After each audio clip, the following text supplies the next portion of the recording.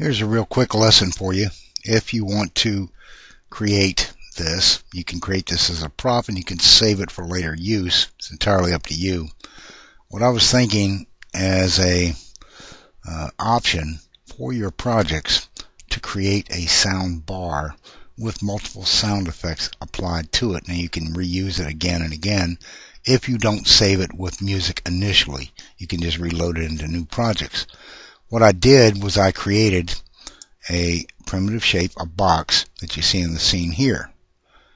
And once I created that, I'm going to take and multi-duplicate it to, let's say, 4 different sounds. So I can add multiple bars to reuse again and again. So to recreate this, I can drag it out, press Control and drag it out, or I can do Edit, Multi-Duplicate. And what it will do is will create as many more boxes as I need within that line. I need 4 more boxes because this is going to be the actual sound bar that I have. Again, Edit, Multi-Duplicate. It shouldn't be doing anything here except for a 1-to-1 ratio. So you bring it back to 1 for the increase, and you get 4 boxes. Now they're not spaced out very far, so all you have to do is move them to the right. This shouldn't be moving at all. I don't know why it moved. So it should be 50, which is a halfway point. And I'm going to separate these out 20 additional spaces based on my setup. And that's all I need, the additional 4 boxes. You look in your scene, now I have box 1, and then 1, 0, 1, 1, 1, 2, 1, 3. Okay, and say OK. I take these 4 boxes, press Shift, click the last one, and I'm going to bring these down. So hit the letter W, bring them down. You can bring them down to a certain point, or you can bring them down individually. I'm just going to bring them down here, and these are my individual sound boxes. This I'm going to rename Sound Bar. This is Sound 1. Okay, I'm going to copy that right here. Double click this, paste, change the 1 to a 2, double click, Control V for paste, change it to 3, and it's in order left to right so that I can reuse these again. Hit Control V or right click paste, and this is Sound 4. So I've got 4 boxes with sound assigned for this project or for this particular sound bar. Select the last one or the first one, press Shift. We've got them all selected. Then you hit the letter I, it'll bring you here. You hit the letter I, it'll say Attach To. Pick the parent and choose this. Now, you've got a sound bar now that you can use in any project for sound effects that you may want to add within your scene. You can adjust those on your timeline once they've been added.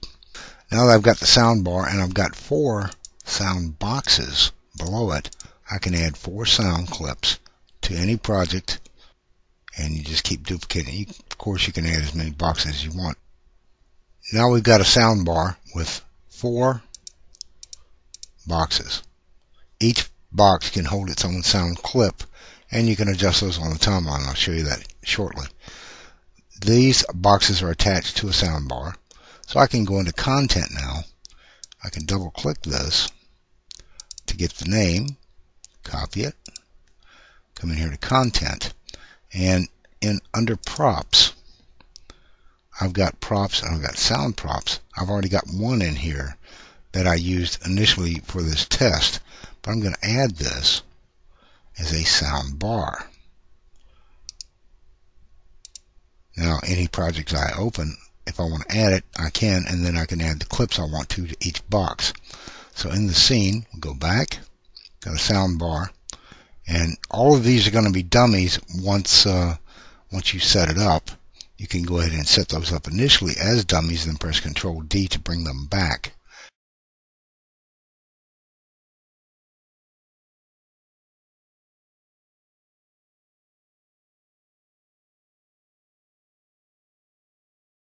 Now they're gone from the scene. They won't render regardless if you can see them or not. You press Control D to bring the dummies back. And then we go into soundbar. We're not going to put any sound on this at all. It's just a holding bar for each sound clip here. I'm going to take and open the timeline for these 4 sound clips. Press Shift, choose it, open the timeline, and then I want object related track. Now there's the 4 sound bars. Each one of these has a sound timeline, so you have to open it to bring that forward. And then we go to sound 3 and we choose sound, and then you can of course turn off what you don't want to see in here. We'll come in here and we'll drag this timeline down just a little bit to open the last one, and we need to see the sound. We don't need to collect clip on it because we're not going to use it, so we'll close those for now. We're not going to use it as a collection point. That'll save us a little space up here. We don't need the project switcher on either. I'm not going to be changing cameras. In fact, you don't even need the project up here. So I've got the 4 sound clips now, or the 4 sound boxes with no clips. There's no sound here. If you don't see anything here, there's nothing there. But if you double click on it, it'll allow you to mute the entire line regardless of what's there. If you click on an open space, you can mute the entire sound line for that particular item. I'm going to take music now and I'm going to drag it from my system to 1, 2, 3, and 4. If I open up my system where I've got, this is a public music folder that came in with HP, and all I'm going to do is I'm going to take this first one. Now you can look at the length if you want to, just by choosing here to see how long that music clip is going to be. And if I come in here and I scale this down, here's my length. And I'll put it from shortest to longest onto the timeline. So we take this one. This is Aaron Gordon. And we're going to drag this clip, this MP3, and drop it to box 1. Okay? And then it starts to play. You can hit pause, stop, come back to your folder, and then we're going to go to number 2 and drag it here. And as you do it, it's going to keep dropping it on here. Okay? We're going to stop again, come back, number 3, drag it, drop it here, wait for it, hit stop, come back again. You can stop down here, you can use space bar, or you can stop it up here. And then the last one, we'll drop it here.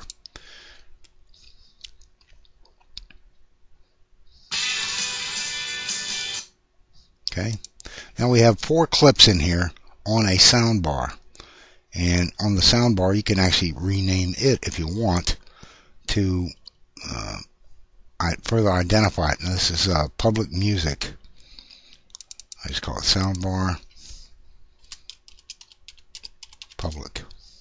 Okay. This is music that was installed with the computer itself.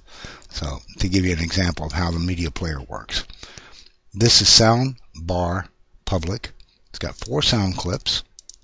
Each one of those sound clips can be controlled when you want to play them just by opening your timeline, and you can scale it down to find out where the end of it is. Now you see it's shortest to longest. This is where it ends. The first thing I want to hear is the first clip. And you go to each one, hit mute, double click, hit mute until you get to the first one. Let it play out. And this just ensures that you don't have any overlap. Now, let's say you want to have this music play after the others in sequence. All you have to do is drag these out to close to the end, and then you don't have to mute them. What it does is it allows you to have a continuous play of music all the way down the timeline just by saying, okay, I want this one to start here, this one starts here, this one starts here, and this one starts at the beginning. And then you can, of course, go in and control your volume here. You can have it fade in or fade out. I'll fade it in. And then once this is finished, then all you have to do is wait. And this next one will start. This one will start, but only if this doesn't say mute. So it's up to you when it plays. You decide based on time or timeline. You can set this up here to be either by time or by frame. I use frames primarily, so I left it at frames, but you can set it up for time.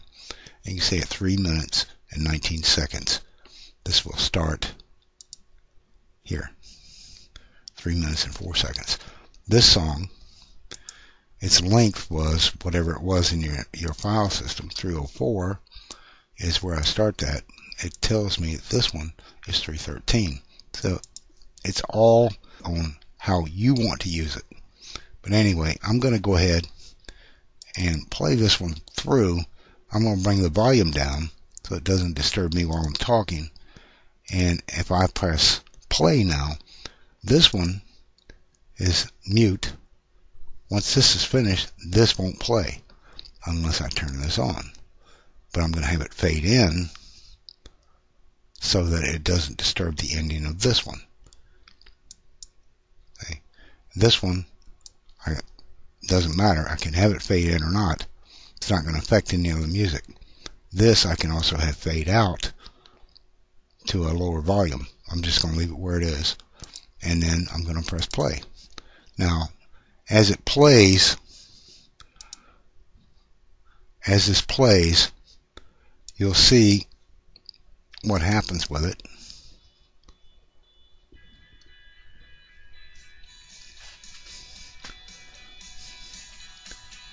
But you'll notice up here also, this is the project end. If you grab that and drag it out, it'll continue to play. But I'm not going to sit here and play this amount of music. This is like 4 minutes of music. I'm just showing you that you can move the music around. You can control its volume. You can control its placement. And now, once I've got this on here in this project, if I save the project, they will come back as long as you don't lose the music. You can save the project or save this prop and its content. And what do we call it? Well, in the scene, it's called Soundbar Public. This is public music. It's free play. There's no license on it or whatever. So I'm going to copy that name. I'm going to go into content.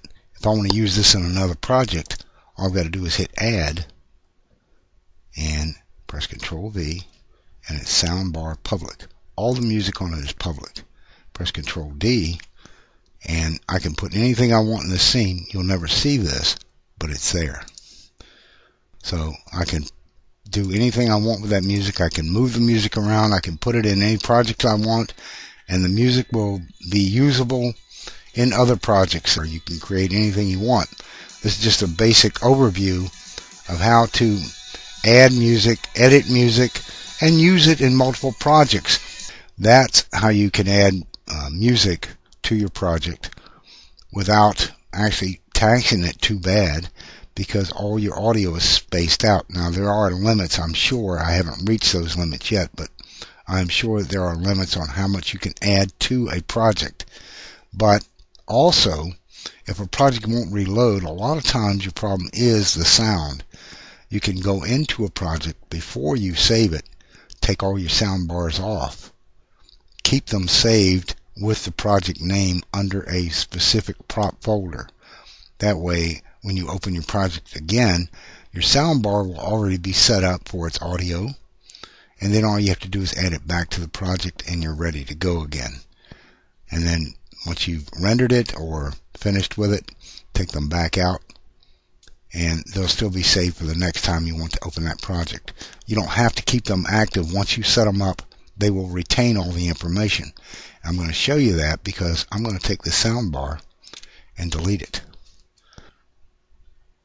Okay, I'm back here recording again. I'm going to bring in the sound bar, which I saved, and see if we can bring up the sound. Now it's trying to convert data. Here we go. Now we're back again. If I choose in the scene the actual prop that we want to look at, I want to see if the sound re-imported, and it should. So I'm going to sort by name just by clicking this column, or you can say by condition, but you sort it here just by double clicking the name, and it will sort it by name. So if I hit sound 1, object related track, and I open this, I should see a sound clip there, and I do. Let's see. Let's open this up just a little bit, and it says Aaron Gordon. That was the MP3 file itself. If you double click it, there it is. If you mute it, of course, you can adjust it. But you've got a sound bar with sound and audio that's been saved as a prop that I can reuse again and again on another project. Anyway, that's it. That was my idea. It was a sound bar with only 4 sound clips. You don't want too many because it can have a taxing effect on your system. And that is the actual album cover. All that space. Okay. That's it. Use it. Don't use it. Cricky out.